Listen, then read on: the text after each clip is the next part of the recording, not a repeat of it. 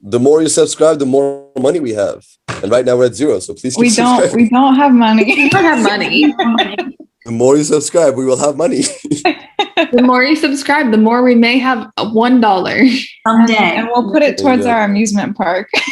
Exactly. Yes. You want to ride Buff Jesus? You better subscribe. Yes, dude. If you want to, there you go. Absolutely. Ride above Jesus. Subscribe. Canto 5. Canto V. All right. Canto Who wants V. to give a review of Sexy four? chapter.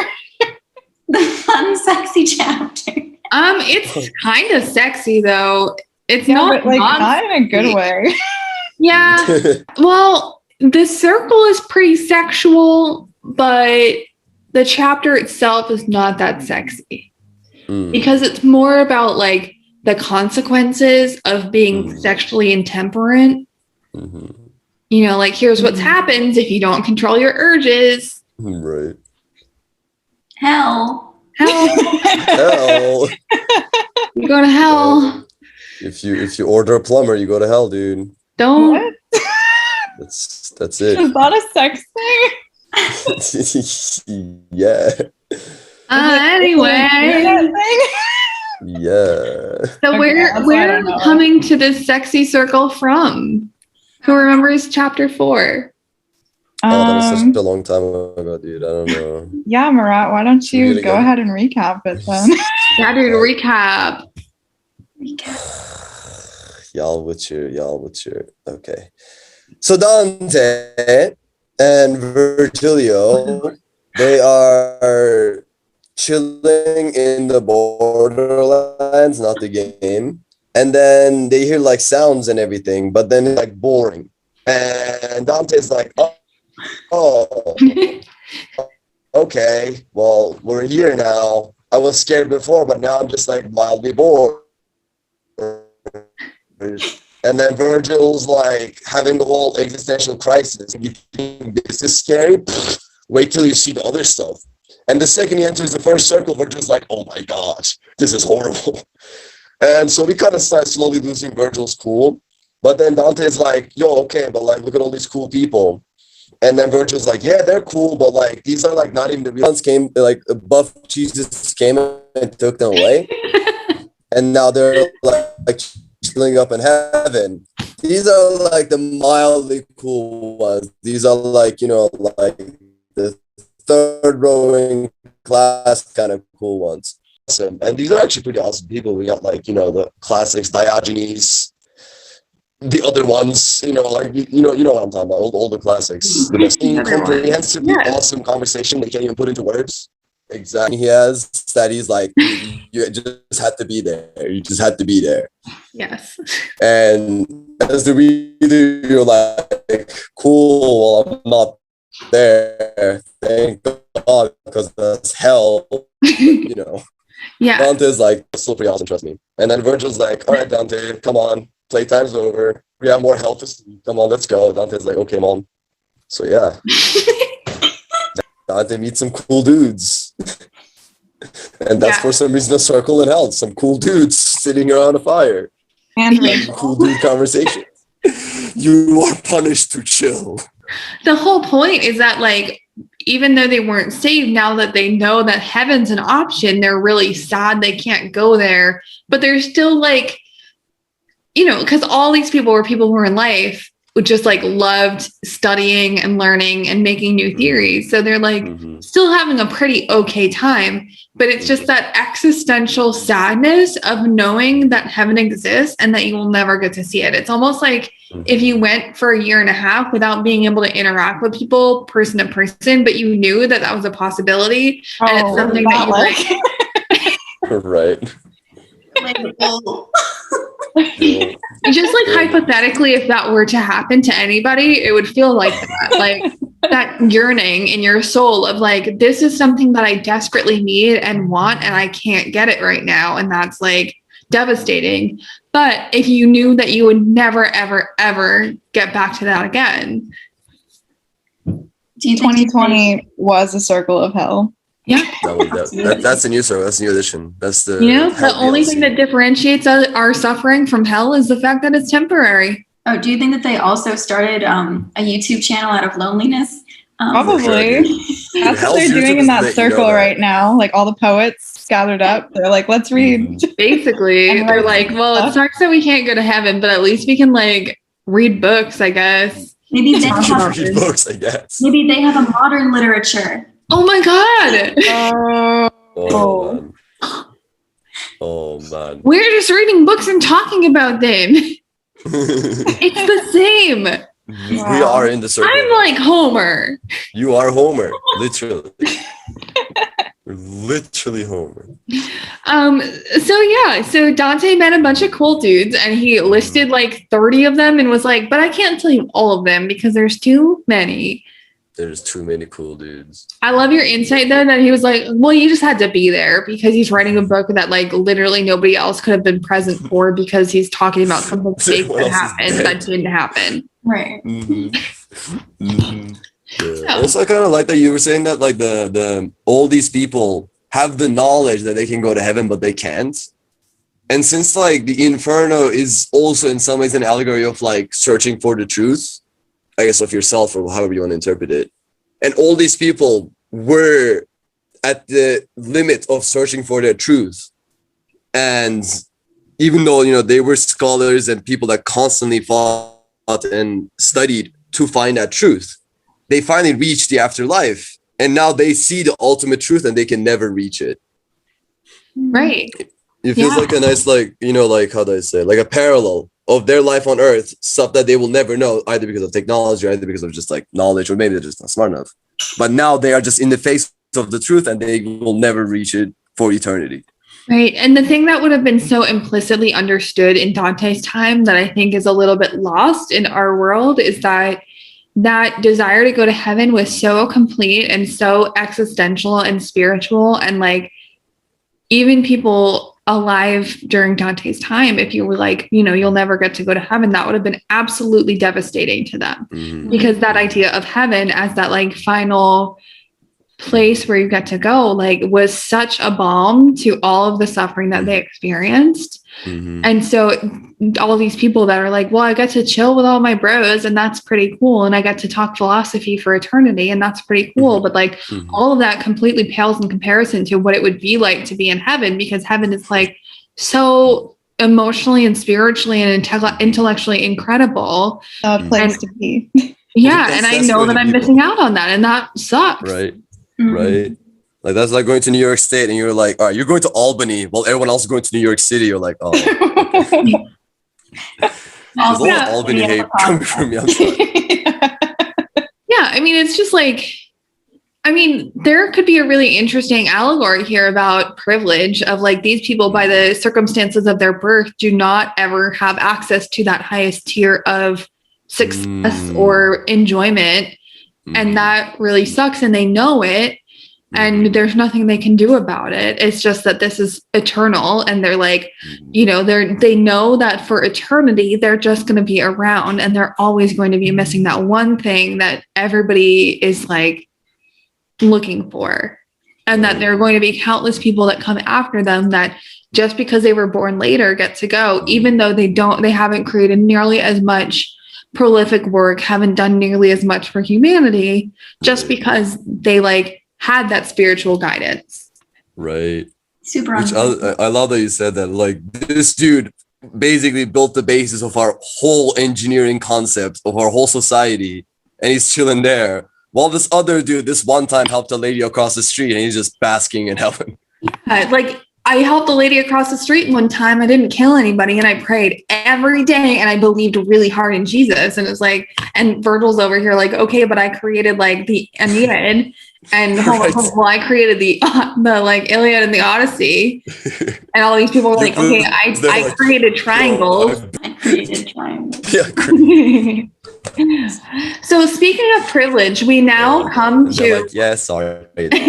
we now come to chapter 5, Canto 5, where we see one of the first female protagonists, which is Francesca. And Francesca has a speaking role. And we do get to see how some of the circumstances of her birth and upbringing and life impacted her and landed her in the circle of hell. All right. So we leave this circle full of all these cool dudes that Dante is standing and start to get to the second circle, which is a circle of sexual intemperance, the lascivious, so like the lustful and adulterers. So people who commit adultery, people who have sex out of marriage, things like that. It doesn't contain other lust-based sins, which would be classified as crimes against humanity or crimes against nature, which we'll get to later and is questionable. This is just things like adultery, affair, things like that. Thus, from the first of circles, I went down into the second, which surrounds less space and all the greater pain, which goes to wailing. So he basically is like, okay, so from this like outer ring above the funnel, he goes down to the second level. Virgil leads him. And here, rather than just sighs because they're sad, there's actually pain here. And he hears people wailing. There Minos stands in horrid guise and snarls. Inside the entrance, he examines sins, judges, and as he girds himself, commits. I mean that when an ill-born soul appears before him, it confesses itself wholly with a WH, like in entirety, not like it says that it's holy. I'm holy. I'm holy. Send me to heaven. So Minos is a king from Greek mythology, and here he's depicted as kind of this like huge muscular beast with a long tail. So these tortured souls show up to him. And thereupon, that connoisseur of sins perceives what place in hell belongs to it and girds him with his tail as many times as are the grades he wishes it sent down. Before him, there are always many standing. They go to judgment, each one in his turn. They speak and hear, and then are downward hurled. So basically, Dante is describing how people get to the circle of hell that they deserve to be at. They go down here, starting at the second circle, because in the first circle, they don't actually deserve to be punished. They're just hanging out and don't deserve to go to heaven or purgatory because they have no chance of salvation. In the second circle and beyond, they come before this big king who's kind of like this big, beefy, creepy minotaur monster with a long tail. And they're like, here's everything that I did. And they're kind of prompted by the same force that prompted them to get on the boat of Charon and go into hell in the first place. It's just that like sense of justice innate in a person's soul that's like, I deserve to be here. So they go up to Minos. They're like, here's all the things that I did in life. And Minos is like, oh, all right, great. I'm going to send you down to this circle of hell. He hits them that many times with his tail and just bashes them down into the circle. And it's this funnel. So he just like sweeps them with his tail into the circle that they belong in. So there's for all of these souls, there's no movement between the rings. Like Dante and Virgil are the only people who really are getting to move between the rings, aside from people like Jesus, who swung by and brought all his homies in and like went up to heaven.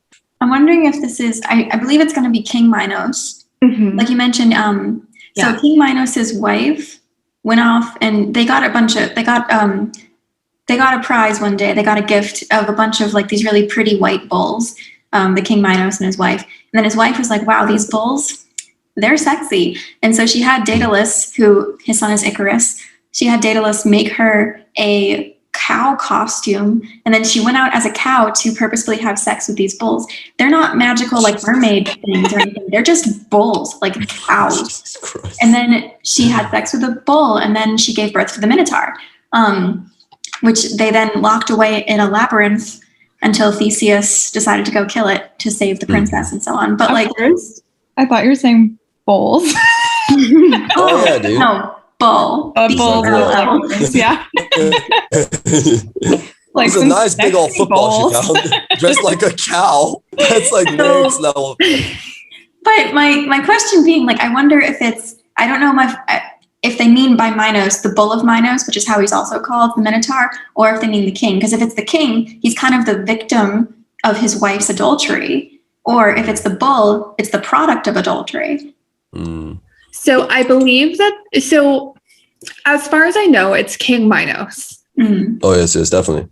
But I think that here, like similar to how they depicted all the Roman gods as demons, here it's like they've kind of like elevated him to this mythical proportion and basically said like, you know, now he's like this giant beast. If Minos's wife were in this book, she would not be in this circle. She'd be much lower down in the crimes against nature and humanity circles. Because things like bestiality and sodomy are punished in that circle. And they're also, like, equivalent. Cool. Yeah, I just wanted to say, like, throughout this book, there are a lot of weird name drops and just like jobs that you wouldn't even think would exist. And they're all like big name drops from these stories. So my understanding was, like, when I first read this, was that Minos is just the name drops for people to have a good idea of how these crimes are punished, by whom, and what the relevant backstory is to why they're. And it's almost like Minos knows this business the best because he got adulterated in the weirdest way. Because such a crime was committed against him, not a crime, but, you know, like a sin was committed and he was the victim. And since he was a powerful man, his name drop just kind of gives the reader an easier idea of how, first of all, ruthless this person is going to be when he's judging people on this topic, but also how, like, the crime meets the punishment kind of thing in a weird way. That was my understanding when I first read it. Yeah. Well, and Minos is not just sending people to the second circle, he's sending people all the way down. Like, he basically just decides where everybody goes. And there's a few different reasons why Dante does so much name drop. First is just to prove to everybody how smart he is. He's like, I know about all of these like important figures and classics, and I've studied these extensively, so I know what I'm talking about. Second is he's kind of trying to solidify his place in literary history. Like, he's saying, you know, I am of this tradition. I am including all of these elements, and I am part of this history. And so I am taking my rightful place as a great author among great authors. And the third reason why he does it is it's basically just shorthand. Like, he wants the people that he's writing for to get a picture of what is going on and who all of these people are and what all is happening in the story without having to really dive deep and create his own individual characters. Like, he wants this to be relevant to everybody, and he wants this to kind of touch different people in different ways based on their experiences. And so he's basically using all these classical figures as shorthand for saying, like, oh, like, Minos here represents rage and represents, you know, impotence and represents justice. And he is a completely neutral figure in this situation.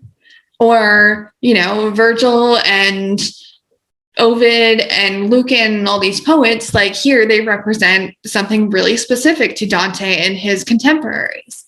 So he basically is just like trying to create a rich narrative without having to do nearly as much work of creating his own unique characters, especially because if you think about the time, many people were not literate. And so he was creating this story, particularly for the literate of the time, but he wanted everybody to be able to understand it because he thought it was of vital importance to their spiritual salvation. So, you know, Dante name drops a lot, absolutely. And he name drops not only classics, but he also name drops contemporaries, as we'll see later. And he was writing for his time. And two of the characters we'll meet later in this chapter are people he like would have shown up in tabloids if they'd had tabloids of the day. And you know, Dante is also including these stories as a way to make it relevant to the people that he was writing for. So it's really, I mean, it's really cool how he integrates all of this stuff together. You know, as much as we have our 21st century judgment of how much of a, you know, how conceited or stuck up he was because of everything he was saying, realistically, he was part of, like, you know, a upper class group. And so he did have more education. He did have more money. You know, it sucked that he was exiled from Florence, but even after he was exiled from Florence, he just got to go from like rich friend's house to rich friend's house, and people were his patron and like paid him to create art. And he was sad because he wasn't in Florence, similar to how Virgil and all his friends are sad because they're not in heaven. But his life wasn't that bad. He still got to hang out with all his friends and talk about politics and history and literature and art and math and science.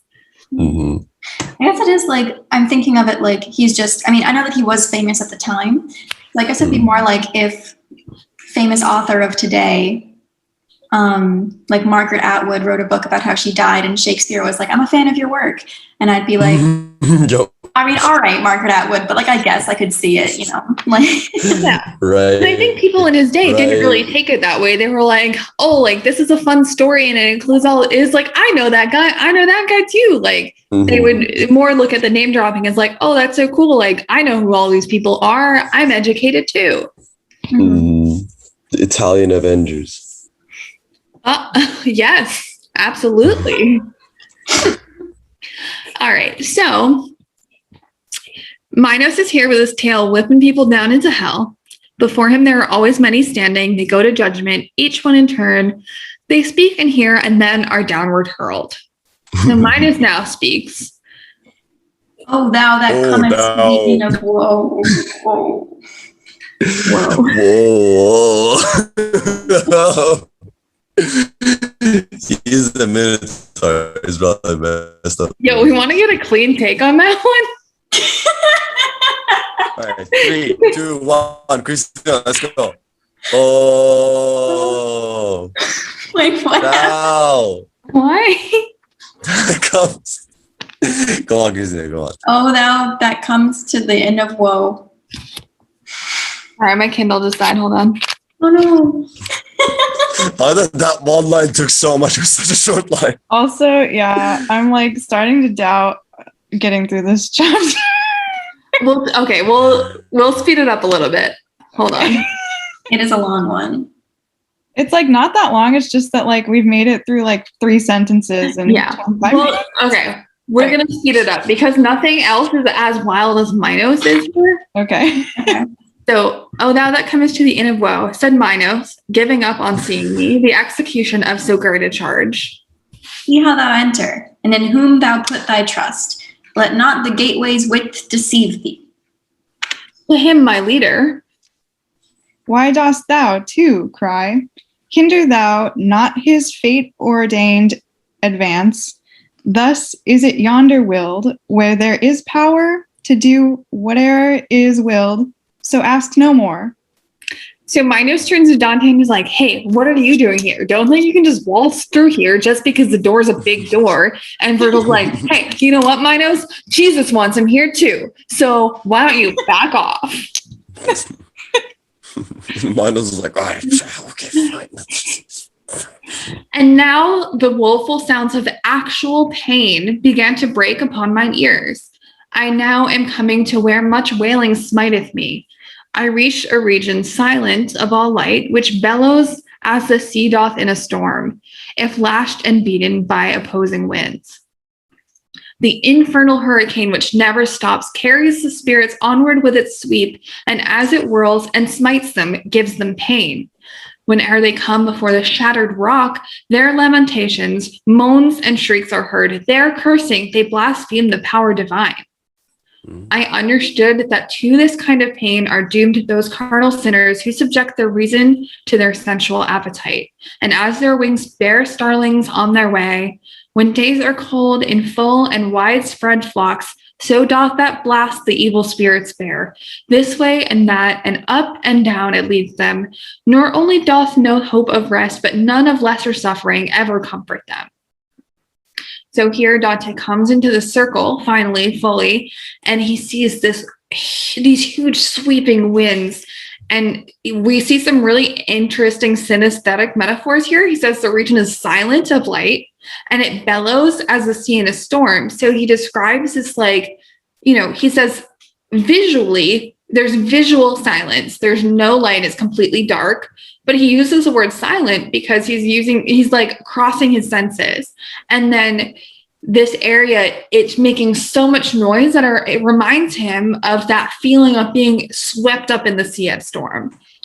And so it's basically this swirling wind, this crazy hurricane, and all of these souls and spirits of the people who have given into lust are just being like buffeted around in this hurricane and bashed into rocks and swept up, and they keep getting like whipped around, and it's really painful. They just exist in a hurricane for all of eternity. And this represents how their lust kind of swept them up, and they weren't in control, and they just like got swept along in the way of their sinful lust and didn't stop themselves. And so now they're doomed to be swept up in this hurricane forever. And there's no hope of rest. They don't ever get a break. And even as cranes move on and sing their lays, forming the while a long line in the air, thus I saw coming, uttering cries of pain, shades borne along upon the aforesaid storm. I therefore said, Who, teacher, are the people the gloomy air so cruelly chastises? Who, teacher? And then Virgil responds, the first of those of whom thou wouldst have news. The latter thereupon said unto me, was empress over lands of many tongues. To sexual vice so wholly was she given, that lust she rendered lawful in her laws, thus to remove the blame she had incurred. Samarius she Semiramis. is. What? Semiramis. I love that girl. Okay. Semiramis. She is, of whom one reads that she gave suck to Ninus. That means she like weaned him. She breastfed him. Sure. And became his wife. Oh no. Mm-hmm. She held the land. The Saldan rules.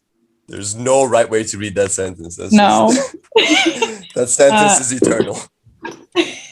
The next is she who killed herself through love, and the Sychaeus' ashes broke her faith. The lustful Cleopatra follows her. See Helen, for whose sake so long a time of guilt rolled by, and great Achilles, see, who fought with love when at the end of life. Oh, I want to cry. Paris and Tristan, see. Paris. That's it. Of this book. Yeah. And just stops talking. Paris and Tristan, see. And then he showed me. I love the way it's phrased. Great Achilles, see. So- Paris and Tristan, see. Hot take. What is that? In Dante, so this is according to Charles Singleton, who doesn't know everything, and it's possible that Dante was referring to Achilles' love for Patroclus. Patroclus. Yes. I kept thinking Paris, and I was like, absolutely not. He loves Paris, dude. That's why. I knew it was a P name. So, it's entirely possible that he was talking about Achilles' love for Patroclus. But according to Charles Singleton, he was talking about Paris lured Achilles to this temple of Apollo and killed him. And he was like, hey, come to my temple and I will give you this woman to marry named Polyxena. And Achilles was in love with Polyxena, and Paris was like, okay, like you'll get her if you come to this temple. And instead of getting a wife, he got murdered, which you can see some parallels to Dante getting lured out of his home of Florence by the Pope saying like, hey, come to my Pope house. It's going to be great. And then he got exiled. But as we know, Achilles was deeply in love with Patroclus, and it's entirely possible that Dante was talking about that love. And that's, we don't need to censor queer history, but that is a real myth, but that is less popular than the one where, like, Achilles gets shot in the heel, Achilles heel. Part of the body's named after that moment. And so I suppose he could be straight washing Achilles, but I choose to not believe that. Though, I mean, to be fair, like we're talking about Dante, the very, very simpin, very Christian Dante. Fought with love. He fought with love. He read Homer. We know he read the Iliad. Yeah, that's So true. again, like Dante's just dropping names, like, you know, he left and right. He's just dropping names, like listen to all these people that I know about because I read about history. Murad, it sounds like you know about Semiramis. Oh, hell yeah. Care to share with the class? Semiramis, like she's from the Babylon, whatever. What was that called? Like She's the a Whore of character. Babylon? Like I forgot Or like the her Harlot? exact story. But yeah, she, as it says, she gave sucks to Ninus and became his wife.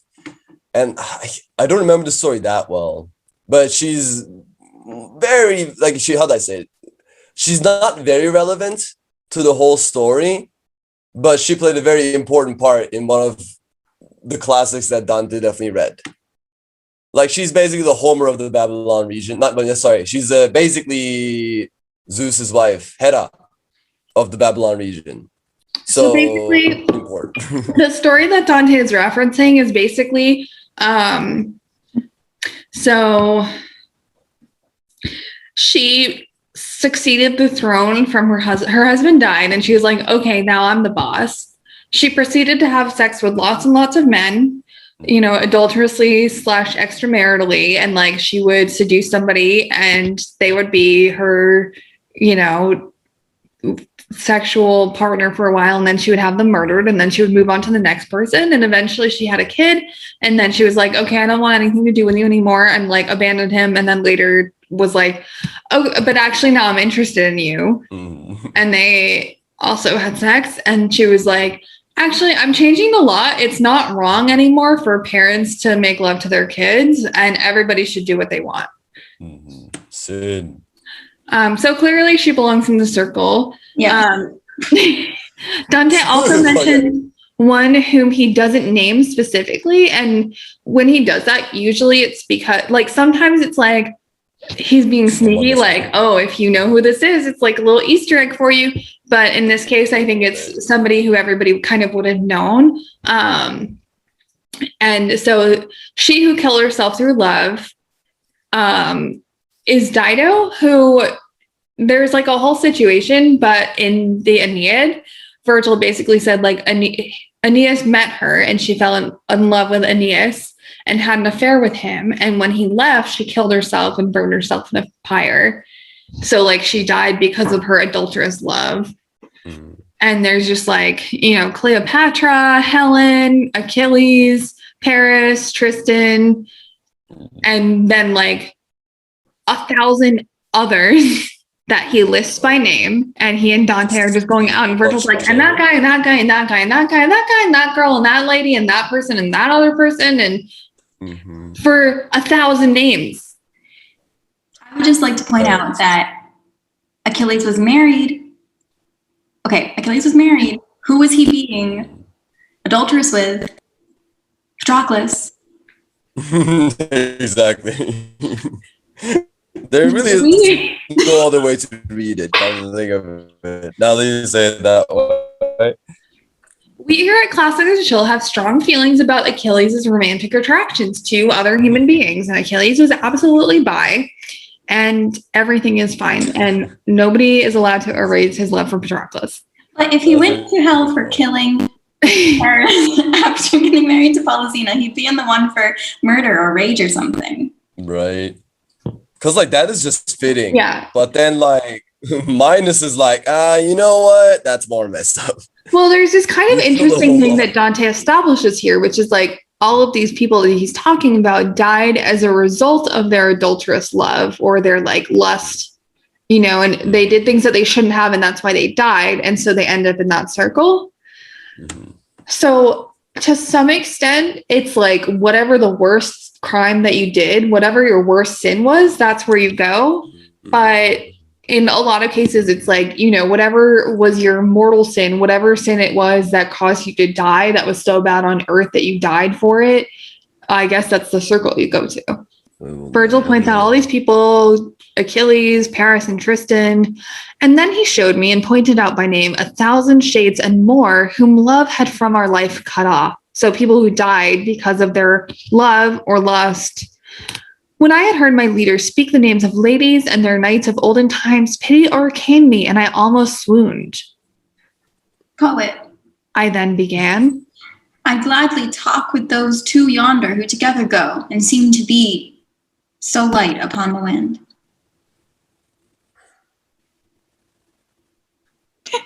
Thou'lt see thy chance when nearer us they are, Said he. Beseech them then by that same love which leadeth them along, and they will come.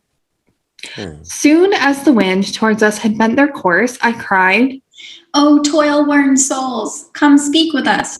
So be it that one else forbid it not. that one else is God. So come talk to me unless God says you can't. As doves, when called by their desire, come flying with raised and steady pinions through the air to their sweet nest, borne on by their own will. So from the band where Dido is, they issued, advancing through the noisome air toward us, so strong with love the tone of my appeal. Oh, this is Francesca, actually. Oh, thou benign and gracious living creature that goes through the gloomy purple This is air to rough. visit us, whose stain friendly were the universal king. For thy peace would we pray to him, since pity thou showest for this wretched woe of ours. Of whatsoever it may please you hear and speak, we will both hear and speak with you, while yet, as now it is, the wind is hushed. The town where I was born sits on the shore, whither the Po descends to be at peace together with the streams that follow it. Love, which soon seizes on our well-born heart, seized them for what that fair body's sake, whereof I was deprived.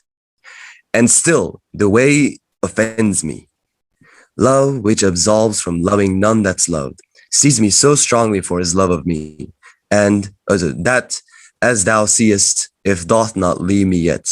Love to a death in common let us on. Cain's ice awaiteth him who quenched our life. That's a lot of love. Yeah. So this is Francesca, and trying to think what the most important details about Francesca are. So Francesca was the daughter of somebody that put Dante up in his exile. So Dante came and lived at this dude's house for a while. Francesca was his daughter. So this is how Dante came to know him. And Paolo was her adulterous partner and the brother of her spouse. So Francesca basically, for political reasons, was set to marry this dude. And because he was like older and not of entirely sound body, they sent his younger brother to the wedding to like be his placeholder in the wedding. And when Francesca saw him, was like, oh, he's so handsome, he's so wonderful, like I am so glad that I'm going to marry him, not realizing that her actual spouse, like that was not her actual spouse, that was his brother. And when she got to, you know, their home, she was like, well, I'll try and make it work, like, you know, it's a political marriage, it's whatever, like this is how it works. And she like tried to be a faithful spouse, but then she and her brother's husband, like her brother or her husband was like not very interesting or engaged at all, like they were just married, it was a political marriage, like they didn't really care about each other. But she would like stay up late with her husband's brother, like reading classic stories and like reading all these romances, and they'd like share a moment by candlelight and their hands would touch and it would be so romantic. And so they fell in love. And then I'm trying to remember, Murat, do you remember, was it her husband who killed them? I don't remember at all. Let me see if I can find that. One sec. Probably. It's always the husbands. Men, am I right? Am I Fellas? right? Yeah. Am I right? Yeah, so it was her husband, Gianciotto. So Gianciotto like found them basically making out over, you know, reading like Tristan is Old or whatever, and he was like, no, and he like went to go like kill his brother because he was like making out with his wife. And no making out. Like basically jumped in front of the blade and was stabbed and died. And then her husband was like, absolutely not, and then killed Paolo, and then he left, and they were like buried together. So that's kind of the story of Francesca and Paolo. It's very like Romeo and Juliet. Francesca comes down and she's like, if God is fine with it, I guess we'll come down and talk to you. And the wind seems to have died down a little bit over here, so I guess we'll just hang out for a little while. And when Paolo saw me at our fake wedding, he fell in love with me immediately, and he tried to hold it in because I was his brother's girlfriend, and that's fine. And I tried to hold it in, but because he was in love with me, I loved him. And then we like stayed up late at night doing all this stuff. And it was like, well, what were we supposed to do? We fell in love. He was hot. What are we gonna do? These words were wafted down to us from them, from Francesca and Paolo. When I had heard those sorely troubled souls, I bowed my head, and long I held it low until the poet said, What thinkest thou? when I made answer, I began, Alas, how many tender thoughts and what desire induced these souls to take the woeful step? I then turned back to them again and spoke, and I began, Thine agonies, Francesca, cause me to weep with grief and sympathy. But tell me, at the time of tender sighs, whereby and how did love concede to you that ye should know each other's veiled desires? So Virgil's like, what you thinking about, Dante? And Dante's like, I'm just wondering, like, how this all happened. Like, how did they know that they loved each other? How did they get into the situation? And he's probably like, how could I know? How could I have known if Beatrice was into me? Dante's just like, oh my god. So then Dante's like, Francesca, how did you guys know that you were into each other in the first place? And she, eternal simpin. And Francesca said to Eternal Dante, simpin. There is no greater pain than to remember happy days and misery. And this what thy leader knows. But if to know the first root of our love, so yearning a desire possesses thee, I'll do as one who weepeth while he speaks. One day, for pastime merely, we were reading of Launcelot, and how love overpowered him. Alone we were, and free from all misgivings. Oft did that reading cause our eyes to meet, often take the color from our faces, and yet one passage only overcame us. When we had read of how the longed for smile was kissed by such a lover, this one here, who never more shall be divided from me, trembling all over, kissed me on my mouth. Nevermore. Oh yeah, a Galahalt. She did not say that. She did not say nevermore. A Galahalt the book, and he who wrote it. No further in it did we read that day. So, yeah.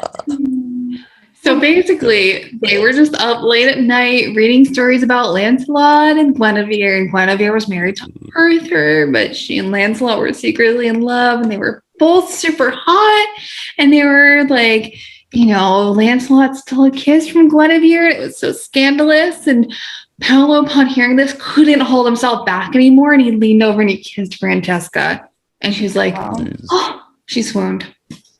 She's So sweet. Adulterous role models all around. and from that day on, she went to hell. Oh, one thing that I missed earlier on was when Francesca was like, whoever killed us both, Cain's, like, what was it? Cain's ice awaits. Mm. Cain's ice awaits. Mm. He who quenched her life. So her husband, who killed them both, he gets to go down into the circle of hell where Cain is for murderers. And we'll see later, ice plays a big role in that circle. Gotcha. But continue on. Let's see. So when she says Galahalt, so Galahalt was, so he tried to fight King Arthur in a war, and then Lancelot came and caused them to come to a truce. Galahalt came and chilled out at King Arthur's court, and he and Lancelot became friends. Lancelot then told Galahalt that he loved Guinevere, and Galahalt arranged for them to meet and urged them to kiss. And so Galahalt basically set them up, and like that resulted in their their affair. Just like this book about Lancelot and Guinevere set up Paolo and Francesca to their untimely end for, smooching when they weren't supposed to smooch. No smooching. God's watching. So while one was saying this, while Francesca was saying all of this, the other spirit, Paolo, so sorely wept that out of sympathy, I swooned away as though about to die and fell as falls a body that is dead. So once again, Dante passing out because he's too sad.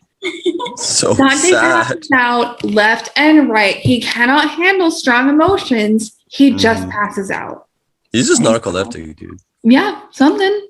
This is actually You've got too much blood. We got to get rid of it. Or too little blood. Or not enough bile. I don't know. Get biled. What the bile transplant for Dante. At our amusement park. Ew, like a bile. You try out Dante's bile. No. You sell bile. Absolutely not. By the drum. Dude. No. We sell them by the barrel. Good old Dante bile. Gross.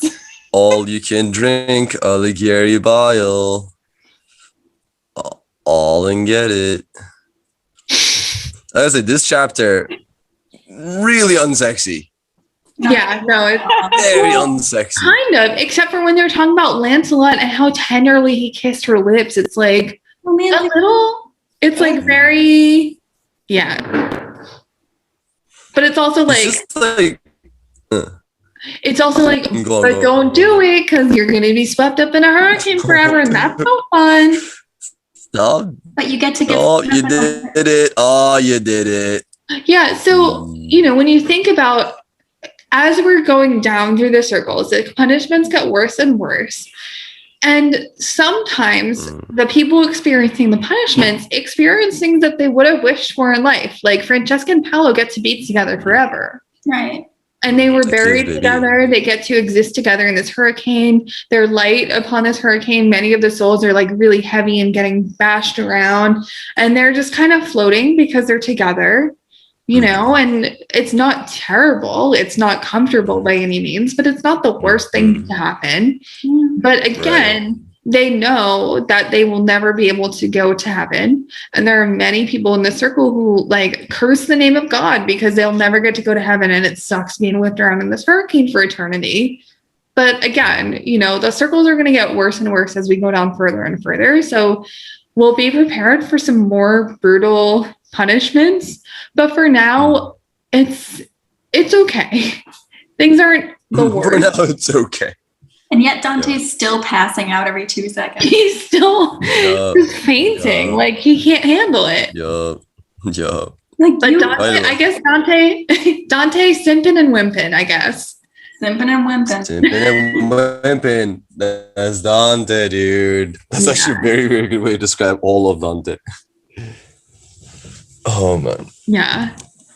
But it's just so funny because a lot of times he uses himself passing out as a way to express to other people how emotional this is. And like, it's kind of show don't tell, but it's also kind of tell because he's just like, it was so bad. I passed out, guys. And everybody's like, okay, but like, do you want to tell us what was so bad about it that you passed out? Right. It's kind of like a laugh track. Like it's telling you when to be scared. Literally is laughter. Because like we heard the same story that she told him supposedly. Right. And that made him pass out and we didn't pass out. So it's like, oh. Okay. Right. But we weren't surrounded by all this. We weren't surrounded by all of this wailing. We didn't personally know Francesca. We didn't personally hear about the story from our friends. Like this wasn't something that touches us the way that it touched Dante. That's true. How about like next time there's a hurricane, we go outside and we read this and see if we pass out. Don't do that. See if that's Nope. Don't do that. Don't sue us. But I love that you say it's like a laugh track because if you think about like the Greek and Roman chorus, it's kind of the same thing. Yeah, where's the pass out track? Time to pass out. Time to pass out. Take a nap, I guess. It's bedtime. pass out trash. Story. Like They this kissed. video if you've ever been so overcome with emotion that you felt like Yeah, passing you out. just feel like Comment the story below because I want to know what happened that made you pass out. Subscribe if you are passed out. That's bad. Subscribe when you wake up from a Oh, you passed thunderclap. out right now. You should subscribe. And ring that bell on your Yeah. way to the ground. Yeah, dude. Just Please, do we all haven't that said while that you're in a long dying. time. Yeah. Which circle are you supposed to be in? Which you're- As if we escaped. Ever committed adultery? Because You should share that in the comments. Get at ready least for you'll get to hang out with Achilles. Yeah, at least you got Achilles on your side. Oh man. And He may not be on your Paris. side. He's probably quite mad. Yeah. He's probably angry. He's like, where's Please. Patroclus? Where's Patroclus? But he's there with him, with his eternal love. I'm sure Patroclus is there. And Dante was just like, you know what? I've mentioned way too many names. If I mention Patroclus, it will just be overkill. So I'm not going to mention Patroclus. Yeah, dude. If you mention Patroclus, oh my god, he would just explode. If you fainted Achilles, my god. I mean, that's an interesting point because, like, in Achilles and Patroclus's day, they were like, well, burn us on a funeral pyre together, or bury us together, whatever it was that they did to make sure that they'd be together in the underworld. Mhm. Mm-hmm. But that has no bearing here because that's not how hell works. That's not how hell works. Yeah. So it's like, yeah, cool that you think that, but that's not how it actually works. Those sucks to Right. Minos is there like, I don't know what to tell you, bro. Sorry. It's true. Patroclus never cheated on his wife because he was not married. So Yeah, The big true. facts. That's tragic. Tragic. R.I.P. They should have snuck in one cheat somewhere in there to arrange this for correctly, dude. They messed up.